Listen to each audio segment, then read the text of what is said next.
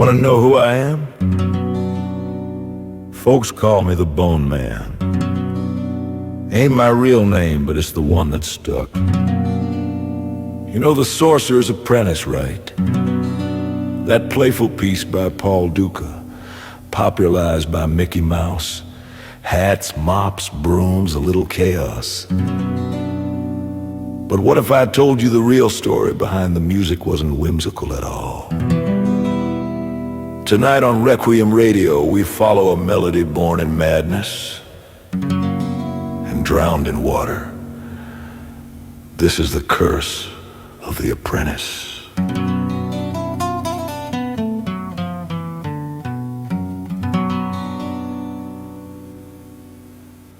Separate Martini Tulio Dodo.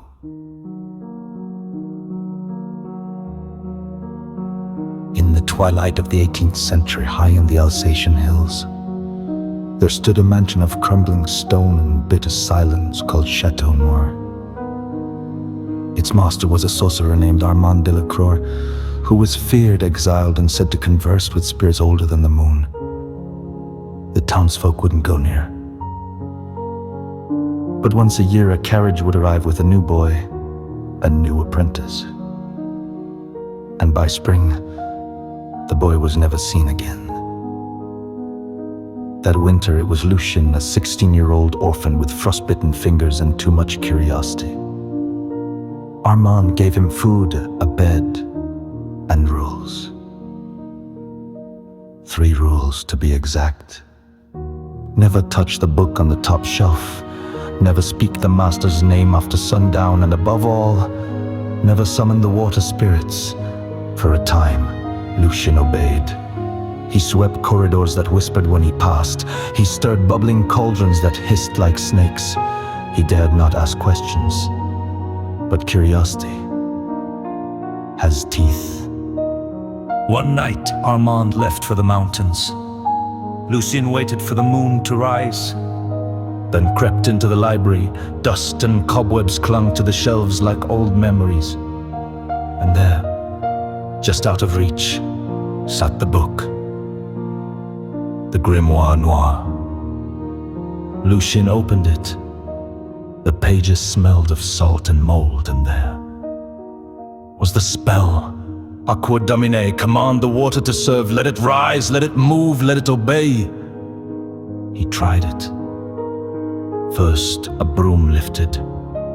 Then a bucket swayed. They danced, they cleaned. Lucien laughed with joy. But then, the bucket cracked, the mop began to twitch, the well beneath the floor groaned.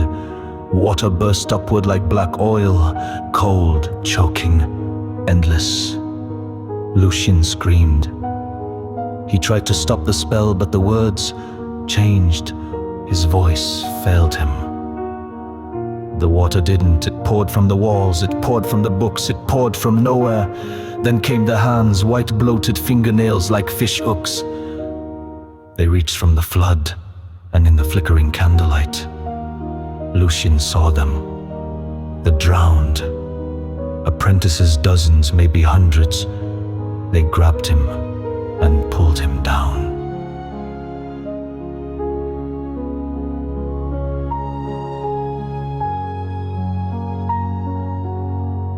When Armand returned the next morning, the chateau was dry. The candles were still burning. The map was back in its corner. Lucien was gone.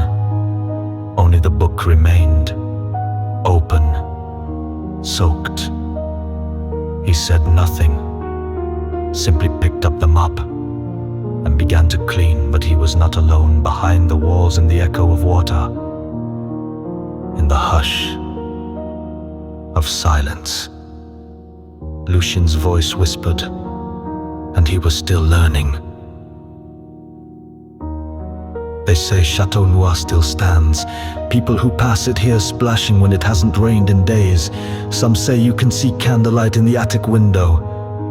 And sometimes at dawn, the sound of a mop squeaking in rhythm. But if you ever go near and you hear that tune and the floor grows damp beneath your feet, run. Lucien is still there. Still drowning. Still waiting for a new apprentice. Maybe. You.